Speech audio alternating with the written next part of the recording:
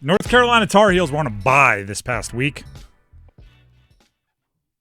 They're really testing the whole no publicity is bad publicity thing, right? Because it was a bye week and everybody was talking about them, and there wasn't a ton of compliments being spread. So no publicity is bad publicity means they're doing just fine. Maybe certain publicity is bad publicity, like publicity that's all about the dysfunction within your program, publicity all about the possible recruiting violations done by your program, coaches being suspended, coach being suspended, publicity that's all about preferential treatment being given to certain players and not others, lack of accessibility of coaches by players and their families, mishandling the non-travel roster guy. Like, there is so much. Okay, I don't know why I was.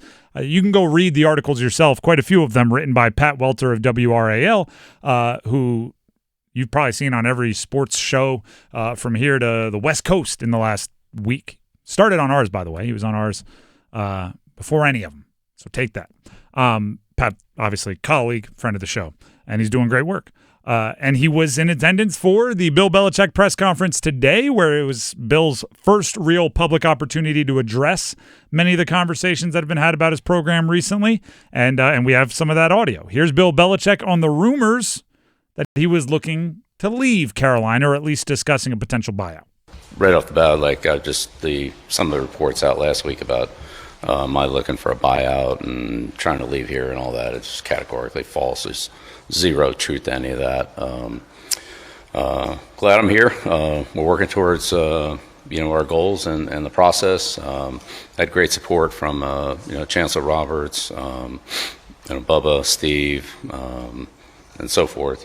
Mike Lombardi. It's been those people have all been great, and I appreciate all their help and everything.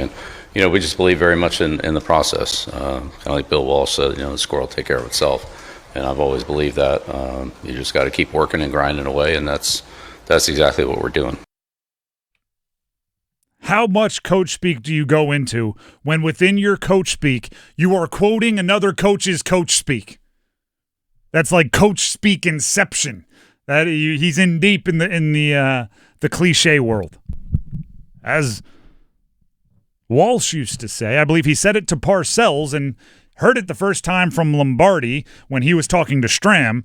He said, it's not the size of the dog in the fight, it's the size of... He's deep in the coach speak world. Listen,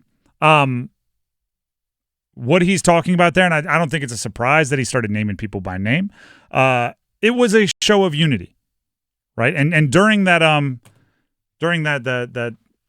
clip, Dennis jumped in my headset and reminded me that it wasn't just Pat Welter from our colleague at WRAL that was in attendance. It was also Brian Murphy. It was also Chris Lee. It was also some of WRAL's documentary team, some of their news team. We rolled deep into Bill Belichick's press conference from here at Capitol Broadcasting. But you know who else rolled deep into that press conference? Bill Belichick and the decision-making core of UNC.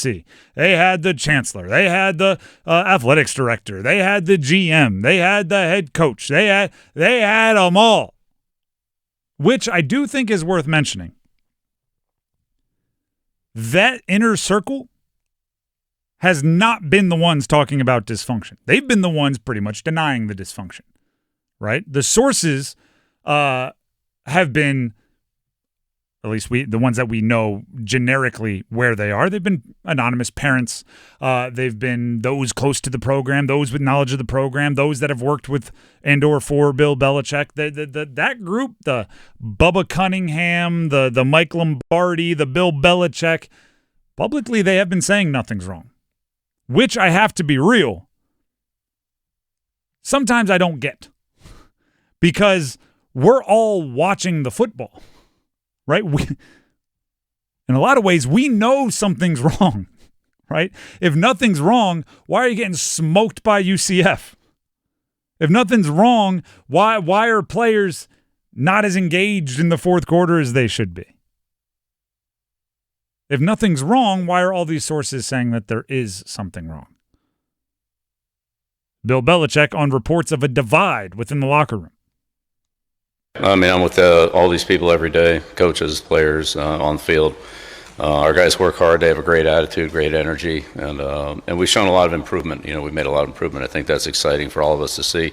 Certainly for the individual players to see it, in the units that they work with. So, I don't know what kind of perspective some of those people have that are saying that, but I think anybody that's around it on a daily basis would see that. And I'm sure the players all see the improvement that they're making as does the coaching staff. There is an interesting phenomenon in college sports. And actually, Dennis, I'd be interested in your opinion since you coached college sports.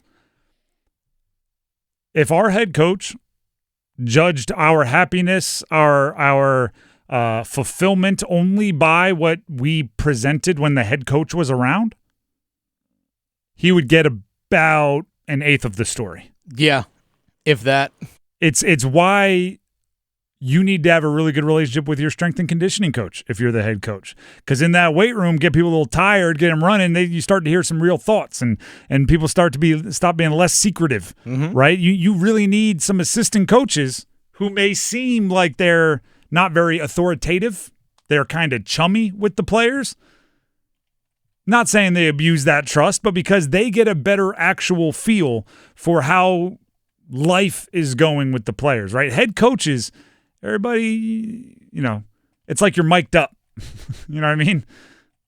When players are mic'd up in the NFL and they always play right at the beginning, them walking around and telling everybody, hey, feds are listening. Yeah. Hey, I'm mic'd up. Hey, basically saying, like, don't be the real thing here. Be the public version of yourself. When the head coach walks in, everybody's on their P's and Q's. This is where you have to have a good relationship with your captains. True. That's another good example. You really do. You have to have a good relationship with the captains of your team because you can go to them and be like, hey, what's so-and-so thinking over here? Or some teams do it by leadership council. Yeah, so you get, same thing. So you get a couple from like the freshman, sophomore, junior, senior classes. So you kind of get a full. You do need that, and you need to be able to ask them a question. Be real. Hey, how's everybody doing? Why was Wednesday's practice so lethargic? And get an answer that's real rather than, you're right, coach. We'll get better, coach. Which is what the head coach is going to get every single time.